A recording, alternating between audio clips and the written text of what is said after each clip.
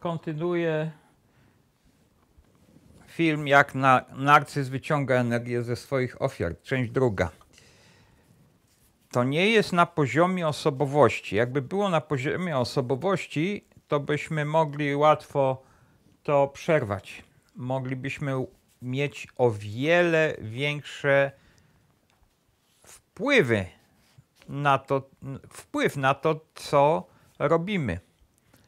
Natomiast na własną duszę człowiek często ma niewielki wpływ. Natomiast bardzo właśnie wielu psychologów, psychoterapeutów, coachów może występować z takim zarzutem: no pani to się nie stara, pani to nie zależy na sobie. Powinno pani bardziej na sobie zależeć. Pani się za mało stara, za mało się pani przykłada do tego. Z tego nic nie wyjdzie, bo pani tutaj to nie robi tak, jak trzeba. Natomiast taki ktoś może w takich oskarżaniach po prostu nie ujmować duszy tej ofiary, tej osoby poszkodowanej. A dusza, no niestety, może być zauroczona, zafascynowana, bo to są naprawdę wysokie wibracje. Jeżeli tam jest symbiont, jeżeli jest krokodyl, jeżeli są jakieś takie wstawki od no powiedzmy sobie, ciemnych aniołów opiekuńczych, to się może naprawdę podobać. To wiecie, i takie osoby będą same uważały, że są z lepszej gliny zrobione. I dusze będą za nimi po prostu patrzyły. Ja już tam mówiłem w którymś filmie, że kiedyś właśnie było tak, że byłem w sklepie, w Lidlu. Chodziłem i robiłem zakupy i coś tam patrzę się na półkę i odwracam głowę, a tam, no właśnie, jedna pani, mniej więcej w moim wieku, ale dusza od razu mówi: ty, tak do mnie dusza mówi, trzeba się zobaczyć, co to jest za pani, bo ona jest taka wspaniała. Ja tak sobie mówię, no dusza, tak do siebie mówię, dusza, coś tutaj nie halo jest, jeżeli ty tak od razu zaczynasz na wspaniałych tych wibracjach, to kto wie, czy tam pani coś ma, może za uszami. I zacząłem wahać sobie, bo mam możliwość taką testowania na bieżąco różnych ludzi, jakie mają na przykład obciążenia.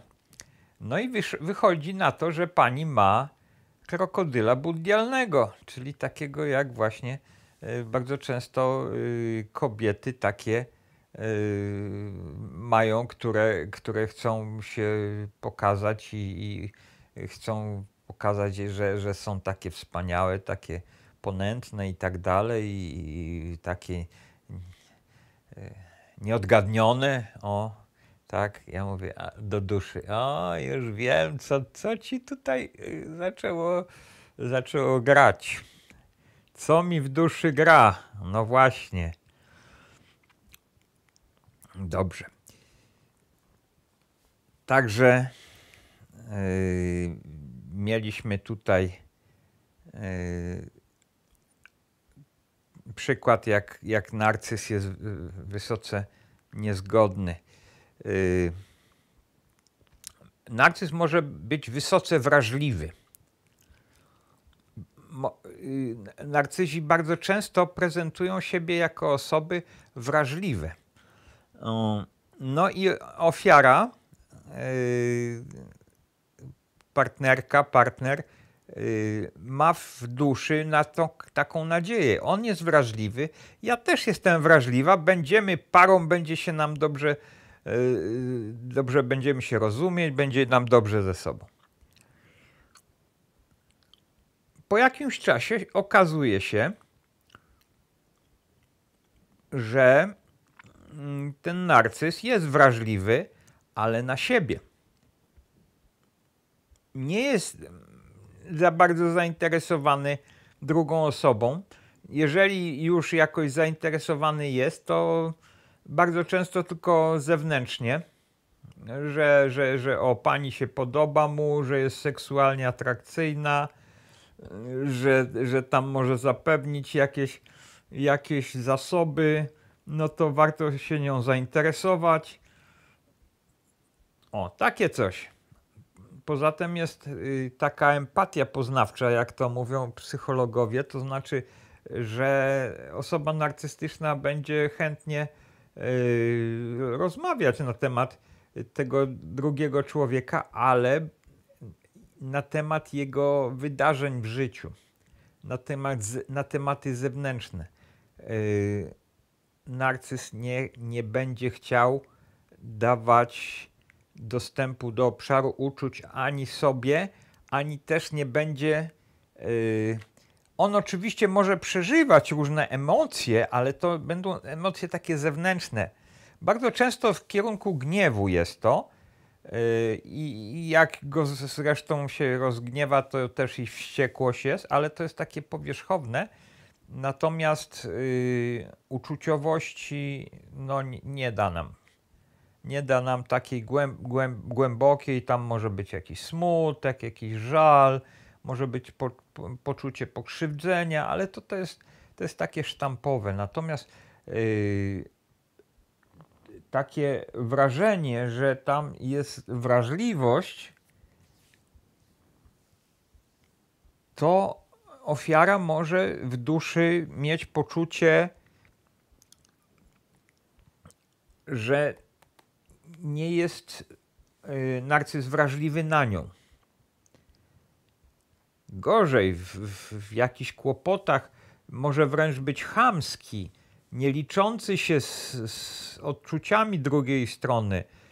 Może być bezczelny, kłamliwy, naskakujący, presjujący. To jest wszystko dostępne. I powiem wam, że ja bardzo często mam duże lęki przed właśnie kontaktami z osobami narcystycznymi, ponieważ oni bardzo łatwo przechodzą do obszaru wściekłości. To Pete Walker w książce CPTSD From Surviving to Thriving pisze o tym, że właśnie takie osoby mają dominujący sposób reakcji stresowej typu walcz. I one się nie będą wahały ani minuty, ani sekundy, żeby uruchomić ten sposób reakcji. To jest reakcja, to jest na poziomie gadziego mózgu, na poziomie ciała migdałowatego. Tam to od razu idzie i ciemne siły duchowe jeszcze wspierają narcyza, więc on się czuje niesłychanie pewnie. Niesłychanie. I to właśnie ta pewność też może być tym jakby tym miodem dla duszy ofiary. I jeżeli ktoś, jakaś pani na przykład małżonka ma wobec swojego męża syndrom sztokholmski, to znaczy, że jej dusza po prostu wdepnęła w taką relację. I teraz mówienie jej, coś ty zrobiła, no powinnaś od razu odejść, ty zrób to od razu teraz, nie zastanawiaj się, coś tam, tak? To nie jest takie proste.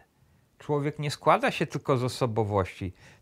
Ta kobieta może powiedzieć, no ja cię rozumiem, że tak, że tak należy, że to by było dla mnie najlepsze, co mogę dla siebie i dajmy na to dla dzieci zrobić, tylko że ja nie potrafię. Że ja wewnętrznie czuję się jak przykuta do niego. No tak, bo to już jest trauma bonding, są więzy traumatyczne wręcz, tak? i te więzy już są w duszy. I jeszcze dodatkowo to są więzy, to są uwiązania, które nie są z poziomu ludzkiego. Tym bardziej trudno jest rozwiązać relacje z osobami narcystycznymi wspieranymi właśnie przez siły ponadludzkie. Bo te siły ponadludzkie mają, powiedzmy sobie, takie energie, które roztapiają duszę wręcz ofiary. I modelują ją jak plastelinę, tak? I później taka ofiara tak chodzi, jak sobie agresor zarządza, tak? I później są narzekania do tej ofiary. No wiesz co, tak się upodlić wobec niego, no to jak ty tak możesz? No może, bo to właśnie jest ta zmiana już w duszy. Jeżeli by taką postawę agresywną miała zwykła osoba, to można by sobie łatwo poradzić, wzruszyć ramionami, mówi, no jakiś głupol agresywny, co ja będę z nim w ogóle rozmawiać, tak? I po prostu można odwrócić się i odejść, kiedy nie ma właśnie tego związania traumatycznego, czyli właśnie na poziomie już duszy. Dobra, co dalej? Kolejny przykład. Utalentowany narcyz, kompetentny, zachowuje się stosownie do tego, co się wydarza, stosownie do sytuacji. Ta pani spotkała tego narcyza na jakiejś imprezie, czy w pracy, czy tam w towarzystwie, no i ma nadzieję. Ofiara i dusza ofiary ma nadzieję. Jak publicznie się taki wydaje utalentowany, kompetentny, stosowny, no to prywatnie też taki będzie. Okazuje się, że niekoniecznie, że to wizerunek jest taki, żeby pozyskać zasilanie z zewnątrz, żeby otoczenie właśnie dobrze postrzegało osobę narcystyczną. Ale jeżeli ofiarą narcyz dojdzie do odpowiedniej fazy, że będzie czuć, że jej dusza jest urobiona już, no to już może oszukiwać, może mieć w nosie to potrzeby związku, potrzeby drugiej strony. To, że wydawał się kompetentny, to mogło być, okazuje się, że tylko dobre wrażenie robione na zewnątrz, tak, że miał na przykład drogie ciuchy na się nałożył, tak jest z najlepszych marek, wyglądał jak po prostu świecił, że aż świecił, tak. Natomiast jak przychodzi co do czego w domu, no to się okazuje, że osoba ofiary musi chodzić na paluszkach, żeby tylko nie zdenerwować go, że próbuje zapobiec atakom wściekłości u niego.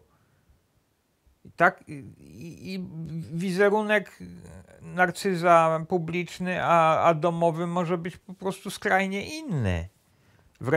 Wręcz narcyz może w domu się wreszcie poczuć, że nie musi udawać, że nie musi grać. I mówi sobie, no to czuję taką wściekłość, a tutaj się napotoczyła jakaś tutaj pani, to ja mogę swobodnie sobie wyrzucić na nią swoją wściekłość. Albo wstyd i poniżyć, zawstydzić ją na przykład, tak? To jest taki mechanizm, który psychologowie bardzo dobrze znają i To jest projekcja, przerzucanie. No i dobrze. I teraz, jeżeli taką postawę, taką utalentowaną osobę, kompetentną, ale widać, że grającą, jeżeli taką postawę miałaby zwykła osoba, to można by było sobie łatwo z tym poradzić, wzruszyć ramioną i powiedzieć, a to jakiś taki pajac, taki fanfaron, to taki jest aktor, aktorzyna. Bo powiem wam tak, że przy bardzo wielu narcyzach właśnie jest poczucie takiego grania, że jestem w teatrze, po prostu jestem w teatrze. Ten człowiek jest nierealny. Ma coś z głową, on po prostu gra. To nie jest on. Takie jest odczucie. I teraz pytanie jest, czy my zawierzymy prawdziwemu odczuciu, czy też pójdziemy za zachwytem duszy, bo dusza jest na poziomie mentalności 4-latka. I dusza mówi, o, jaki wspaniały człowiek, jak wspaniale, że go poznałam, ja chcę z nim być. Tak? No i pytanie, czy rzeczywiście zechcemy z tym człowiekiem być na dłużej? Czy warto? Bo możemy się po prostu przeczołgać. I ostatni przykład. Zachowanie narcyza, stonewalling, niechęć do kooperacji. Że niechęć do przeżywania dyskomfortu. To znaczy, narcyz nie chce przeżywać dyskomfortu, nie chce być wystawiany na przykład na krytykę, nie chce szczerze rozmawiać. Może stonewalling to czyli budowanie murów. Nie chce rozmawiać, nie odpowiada na pytania, nie bierze pod uwagę kogoś, nie bierze pod uwagę czyichś pragnień, potrzeb, kłopotów. Może odrzucać taką osobę. No to już jest jakby bardzo daleki etap związku. I ofiara narcyza może ciągle mieć nadzieję. Jakoś się jednak z nim porozumiem.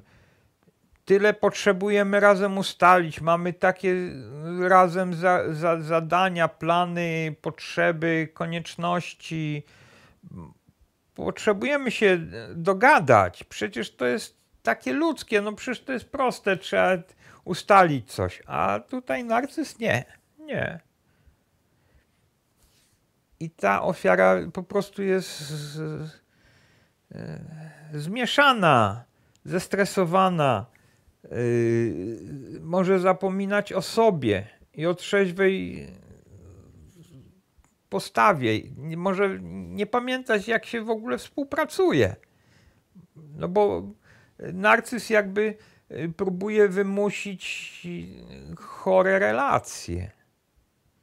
Może taka ofiara się zastanawia, no to on tak się nie chce odzywać, co on o mnie myśli? A tak naprawdę narcyz chce wyrząć jak gąbkę ofiarę z ostatka energii. To chodzenie na paluszkach, tak? Po angielsku walking on eggshells. To jest już taka faza, w której ofiara aż wewnętrznie w duszy drży z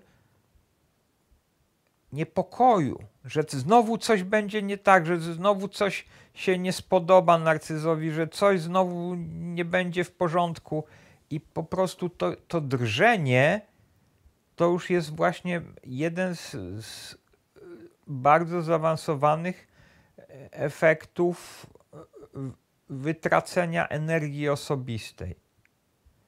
Osoba taka jest bardzo już podatna na manipulacje narcystyczne, już jest bardzo mało samosterowna, bardzo mało i tutaj już jest bardzo zaawansowany proces uzależnienia. Tak? To się nazywa współuzależnienie, że dana osoba, ofiara jest uzależniona nie od substancji, tylko od człowieka. Ten człowiek mający ten narcyz, który ma jakieś tam wspomaganie ciemnych sił, może tak uwiązać tą swoją partnerkę, tą swoją ofiarę. Także to wszystko, pamiętajcie, ma swoje podłoże również duchowe. To nie dzieje się tylko na poziomie osobowości. Człowiek jest o wiele bardziej złożony, głębszy, ma wiele poziomów energetycznych, myślowych, umysłowych. Niektórzy ludzie mają ducha. Tam jest tego dużo. I mam nadzieję, że ten film wam przybliżył, na ile właśnie te mechanizmy, te dynamizmy dzieją się również i w obszarze duchowym. Także proszę was, żebyście brali pod uwagę to, że to nie jest tylko takie proste. To jest też kwestia duchowa. I jeżeli by się chciało kogoś, tak, że tak powiem, stawiać do pionu tylko na bazie intelektualnego zrozumienia sprawy, to jest to o wiele czasami za mało i po prostu może być to opowiadanie takich czy presjowanie osoby może po prostu być brakiem szacunku wobec niej, wobec jej duszy, wobec tego, kim jest. Ludzie nie są aż tak głupi. No jeżeli ktoś widzi, że cierpi, a nie może z tego wyjść, to on by nie był aż tak głupi. Jeżeli by mógł, to by wyszedł. A tam coś jest jeszcze właśnie i to coś, to się zwykle nazywa dusza, a pamiętajcie, że dusza ma mentalność czterolatka czy czterolatki. I teraz przekonać czterolatka, że coś nie jest tak wspaniałego i tak fantastycznego, jak jest, że to nie jest po prostu kolejna wspaniała zabawa, no to czasami jest trudno. Zwłaszcza jak właśnie jest już to takie urobienie właśnie narcystyczne. Także mam nadzieję, że poszerzył się wam punkt widzenia po tych dwóch częściach filmu i no, że będziecie jakby rozpoznawać też i u narcyzów. Jakby zobaczycie jakiegoś właśnie takiego człowieka, który się wynosi, który jest nieugodowy, który prezentuje jakiś wspaniały wizerunek, nosi jakieś wspaniałe ciuchy, ma jakiś przerażająco drogi samochód, tak?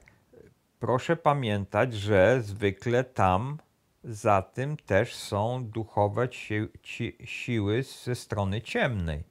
Że to on sam tego nie zrobił. To ten człowiek sam do tego nie doszedł. to tak nie bywa. No tam zazwyczaj jest tam jeszcze wspomaganie. I czasami to jest śmierdzące wspomaganie i no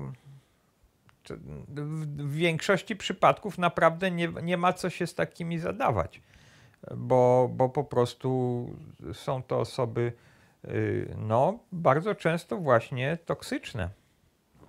Dobrze, to tyle. Andrzej z Witryny Świat Ducha. Pozdrawiam i na razie.